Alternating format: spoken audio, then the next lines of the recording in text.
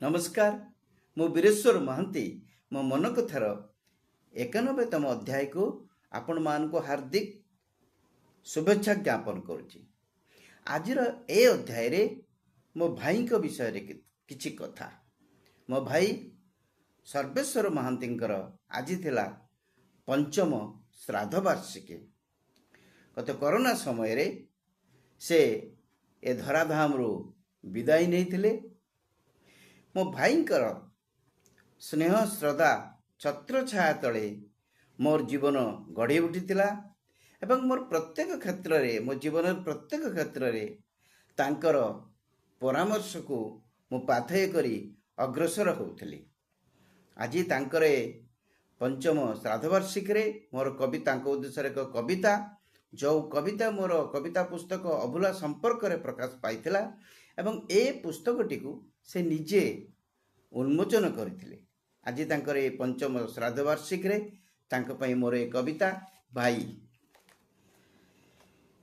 भाई परि संपर्कटे दुनिया रे नाही, निर्मल सुशीतल श्वेत बर गछ छाई, खरा वर्षार प्रकोप जेते थाउ पछे, जना पड़े नाही किछि भाई थिले पासे, मो भाईंक अनाबिल स्नेह श्रद्धा पारिबिनि भूली, कथा बदके तांकर मन आनंद रे जाए फूली, मने पड़ी जाए मोर बाल्यकाल कथा, भाई मोर हाथ धरी देखाई छंती रास्ता, चालू चालू जदि केबे झुंटी मु पड़ीची,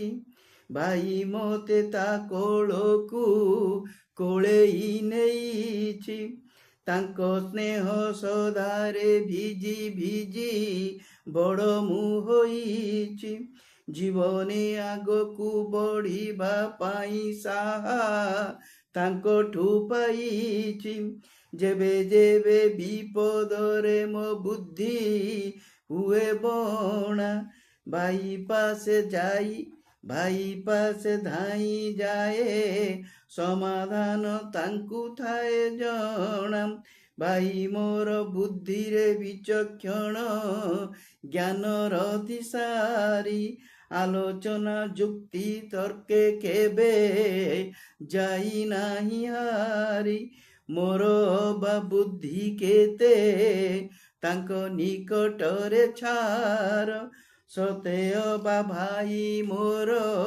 ज्ञानर भंडार, स्कूल कॉलेज रे पाठ पुणी चाकिरी जीवन, सबु क्षेत्रे तांको दान पुणी तांको हाथ चिन्ह, सबुथिरे आग भर नाही मान अभिमान, अन्य पाई किछि करी जीवा तांको जीवन दर्शन, सबु बेले चल चंचल सदा कर्म व्यस्त, बयसटा मो भाईंक पाछे होई बयसटा मो भाईंक पासे होईछि परास्त, दिन राति काकर ताती सबु तांकु समान, धैर्य धरी काम करी जीवा तांक पाई जीवन, उच्च नीच सान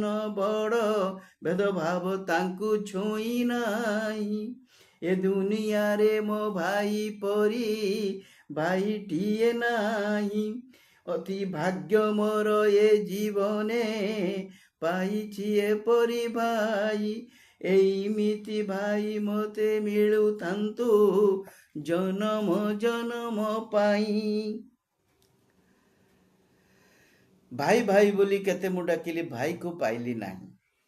आज पंचम श्राद्ध वार्षिक रे भाईंकर स्नेह श्रद्धा परामर्श उपदेश सबु किछि मने पड़ुची। ए जीवन थिबा पर्यंत तांकर स्नेह श्रद्धा मोर भूलिबार नुहे। ଆଜି ମୋର ଏ ପଞ୍ଚମ ବାର୍ଷିକ ଭାଇଙ୍କର ଯେଉଁ ଶ୍ରାଦ୍ଧ ବାର୍ଷିକ ସେ ବାବଦରେ ଯେଉଁ ଅଧ୍ୟାୟଟି ମୁଁ କରୁଥିଲି ତାକୁ ଏଇଠି ମୁଁ ଶେଷ କରୁଛି। ଆପଣମାନଙ୍କୁ କିପରି ଲାଗିଲା ମତାମତ ଦେଇ ଜଣାଇବେ।